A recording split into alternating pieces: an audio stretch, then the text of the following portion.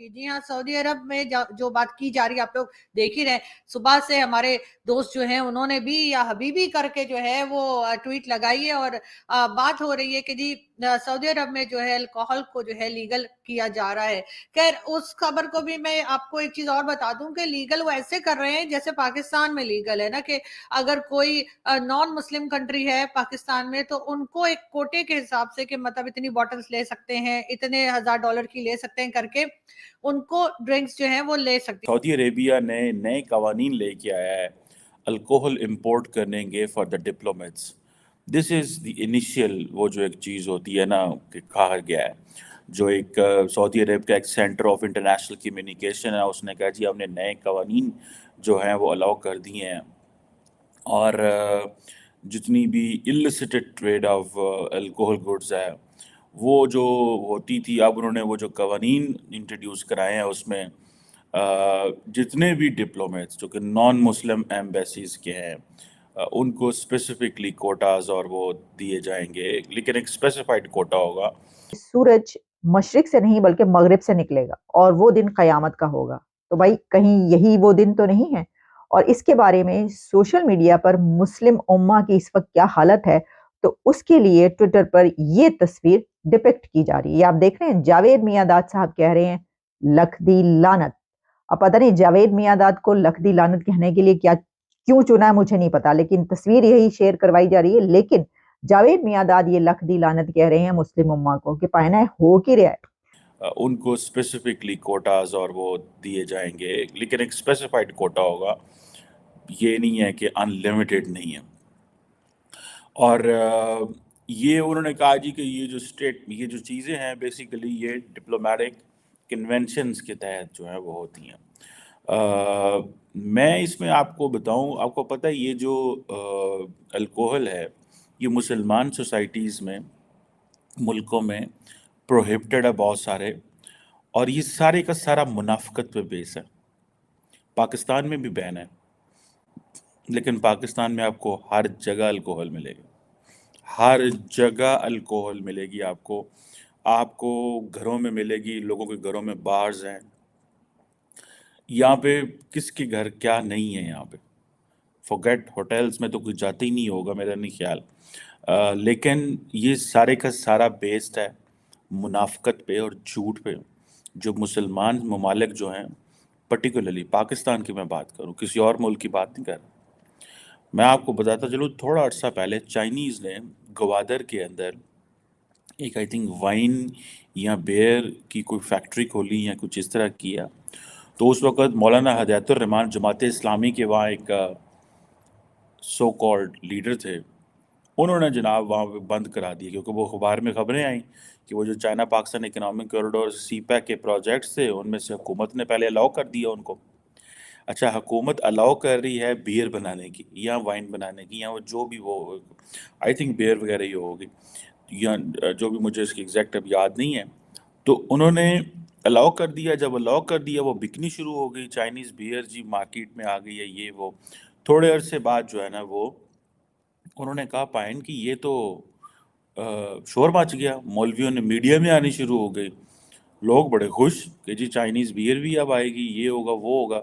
لیکن وہ مولوی پڑا اس نے سارا کا تہس نہس کر دیا۔ اور جب آپ میڈیا میں چیزیں لے کے آتی ہیں، وہ پروٹیسٹ کر رہا تھا بڑی دیر، اس نے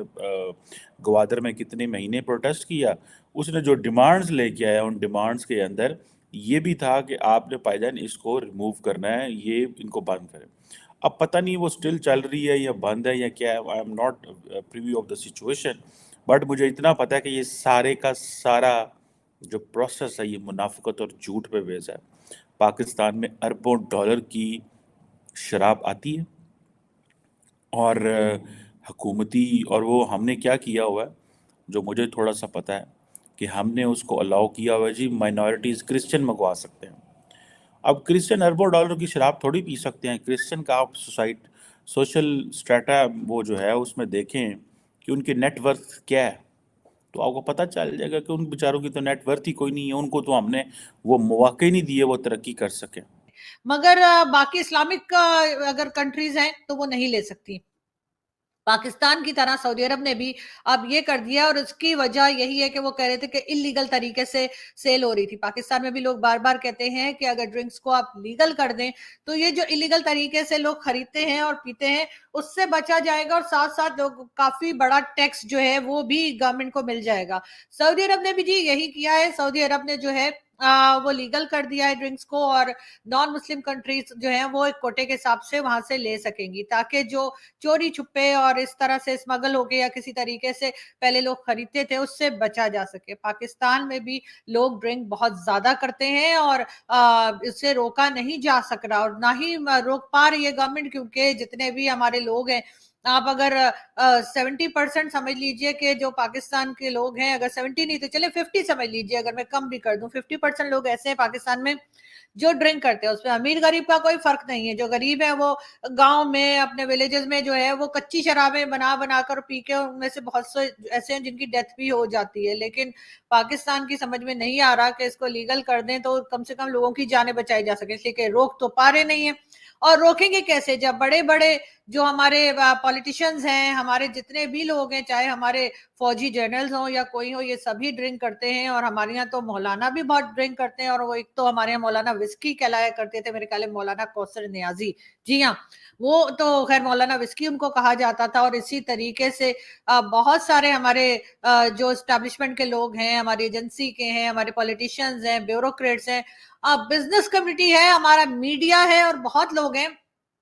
جو ڈرنک کرتے ہیں، اور